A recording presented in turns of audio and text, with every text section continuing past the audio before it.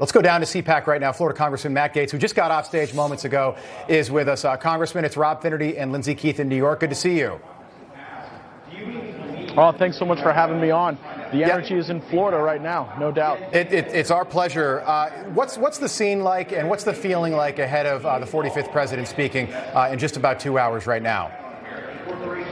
The room is packed. Donald Trump has infused this conference with a tremendous amount of energy. And what I've seen may be a little different than CPAC's past. Just a number of people who haven't been involved in politics, but as a consequence of health freedom or a consequence of their concern about elections or pedagogy in schools, they are here and engaged. And people are looking to become more capable, to become operatives that are more effective online, that are able to get the message out to the country, because we do face a lot of headwinds as conservatives, and it's exciting to see those fires of freedom still burning, especially here in Florida. So we talked to Liz Harrington about this a minute ago, but obviously we're all eager to hear what President Trump has to say in just a couple hours. What do you hope that he really hits home on tonight?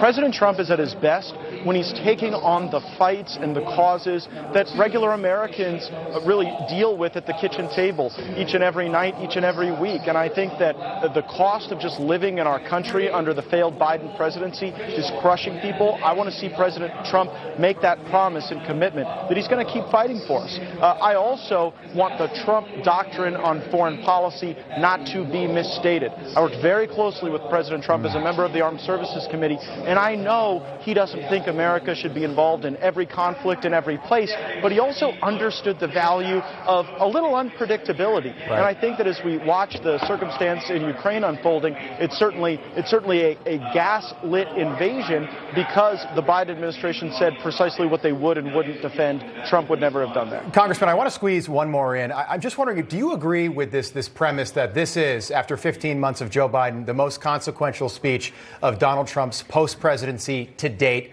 tonight? I think it's up there. I think that there is a very organized establishment in Washington, D.C. that wants to reconstitute and exclude Donald Trump from the political discussion. And so he has to continue to exercise that dominance over the movement. And fortunately, the folks who make up the activist base remain more loyal to Donald Trump than ever. I think this speech can showcase that. It's an opportunity for Trump to make new promises that he would fulfill in his second term. Congressman, before we let you go, a lot of people have been wondering if President Biden is running in 2024. Do you expect him to at least let us behind the curtain at all this evening? Running? I don't know if he'll be running, walking, stumbling, or using a cane by 2024. Right. I think they would have already pushed him out if the alternative wasn't so obviously worse. It sort of feels like every time the vice president speaks, it's like a fails reel for beauty pageant contestants. So they don't have a whole lot of options at the top of the Democratic Party right now. Not a very deep bench either. Yeah, it's a good point. You know, things can't be good for the Democrats when they're talking about Hillary Clinton, when that's your best option. Nobody rallies Republicans like Hillary Clinton does. She certainly did in 2016. I think she's running. We've got Dick Morris, who's going to be joining us in a little bit. Used to work for Bill Clinton. He thinks she's running as well. So time will tell. Congressman, good to see you. Thank you. All right, we'll be ready.